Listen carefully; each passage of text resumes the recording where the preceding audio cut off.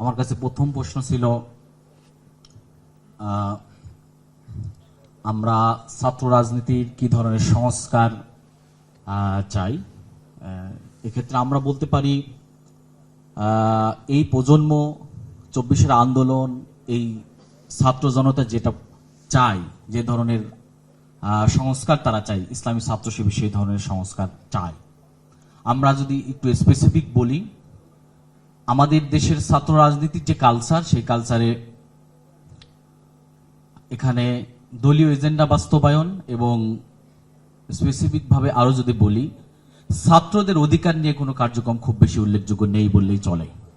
কাজেই ছাত্র শিবির ছাত্র রাজনীতির সেই জায়গায় সংস্কার চাই, যে সংস্কার করলে ছাত্র তাদের অধিকারকে ফিরে পাবে, যে সংস্কার করলে ছাত্ররা তাদের ক্যাম্পাসের যে রাইটটা সেটা ফিরে পাবে এবং এমন একটা আকাঙ্ক্ষা তৈরি হবে, যে আকাঙ্ক্ষার জন্য দেশ স্বাধীন হয়েছিল, যে আকাঙ্ক্ষা 24-এর আকাঙ্ক্ষা।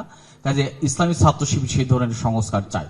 আরো যদি বলি তাহলে আমরা বলতে পারি যে সংস্কারের প্রথম উদ্যোগ হতে পারে ছাত্র সংসদ নির্বাচন, এবং প্রত্যেক বছরে নির্দিষ্ট সময়ের ভিতরেই প্রত্যেক ক্যাম্পাসে ছাত্র সংসদ নির্বাচিত হবে, ছাত্ররা তারা নির্বাচিত প্রতিনিধি পাবে, এর মাধ্যমে ছাত্ররা তাদের আকাঙ্ক্ষার জায়গাগুলো খুঁজে পাবে এবং তারা তাদের আকাঙ্ক্ষা পেশ করতে পারবে। এমন সংস্কার ইসলামী ছাত্র শিবির চায়। এবং ছাত্র শিবির সংস্কারের ক্ষেত্রে যদি বলি, যে শিক্ষা, সংস্কৃতি এবং আমাদের যে মূল্যবোধ, সেই মূল্যবোধের সংস্কার চাই।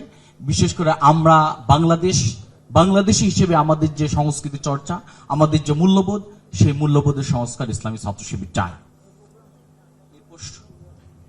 একই সাথে দুইটা প্রশ্ন ছিল নারীদের ব্যাপারে এবং ধর্মীয়ভাবে যারা সংখ্যালঘু তাদের ব্যাপারে ইসলামী ছাত্র শিবিরের অবস্থানটা কি হবে সামনে।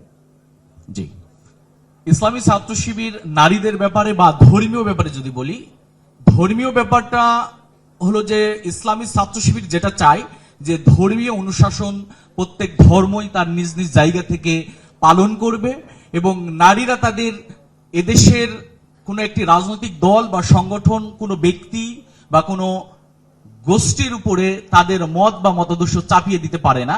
সেক্ষেত্রে ইসলামী ছাত্র শিবিরের স্ট্র্যাটেজি হলো যে নারীরা তাদের যে অধিকার, এবং আমি এটা খুব হলফভাবে বলতে পারি যে ইসলামী ছাত্র শিবির সবচাইতে বেশি নারীদের অধিকারের ব্যাপারে সচেতন এবং নারীদের নিয়ে কাজ করে থাকে, যেটা অন্যদের ক্ষেত্রে আমি অনেক ক্ষেত্রে মনে করবো যে অনুপস্থিত। ইসলামী ছাত্র শিবির ধর্মীয় ক্ষেত্রে যে কেউ তার অনুশাসনটা মেনে চলতে পারবে, এই জায়গায় কোনো বাধা নেই এবং কোনো দল বা কোনো ব্যক্তি অন্য ধর্মের উপরে কোনো হস্তক্ষেপ করতে পারে না, এটার কোনো অধিকার বাংলাদেশের সংবিধান বা আমাদেরকে দেয় নাই। সেক্ষেত্রে বলতে পারি যে নির্দ্বিধায় নিজ জায়গা থেকে নারীরা তাদের অধিকার এবং ভিন্ন ধর্ম যারা অবলম্বন করেন তারা তাদের জায়গা থেকে ধর্মীয় অনুশাসন পালন করতে পারবে। আমি যদি বলি যে আমাদের দেশে একটা ভাইব বা আমাদের দেশে একটা ন্যারেটিভ দাঁড় করানো হয়েছে যে ইসলামিক শক্তিগুলা নারীদের অধিকারের ব্যাপারে সচেতন নয়, অথবা আমরা যদি বলি যে অন্যান্য যারা ধর্ম অবলম্বী আছেন তাদের ক্ষেত্রেও হস্তক্ষেপ করা হবে, এটা একটা সৃষ্ট, আমি যদি বলি আধিপত্যবাদীরাই এই ধরনের সৃষ্ট ন্যারেটিভকে দাঁড় করিয়ে জাতির ভিতরে বিভেদের একটা দেওয়াল সৃষ্টি করেছে এবং ভীতির সঞ্চার করেছে। কাজেই আমরা চাই, ইসলামী ছাত্র শিবির চাই যে নারী তার পূর্ণ অধিকার ফিরে পাক এবং রাষ্ট্র সংস্কার হোক এবং ধর্মীয় অনুশাসন মানার মধ্য দিয়ে জাতি আরো সামনে এগিয়ে যায়। ধন্যবাদ। ধন্যবাদ শিবির সভাপতি মঞ্জুরুল ইসলামকে। এ পর্যায়ে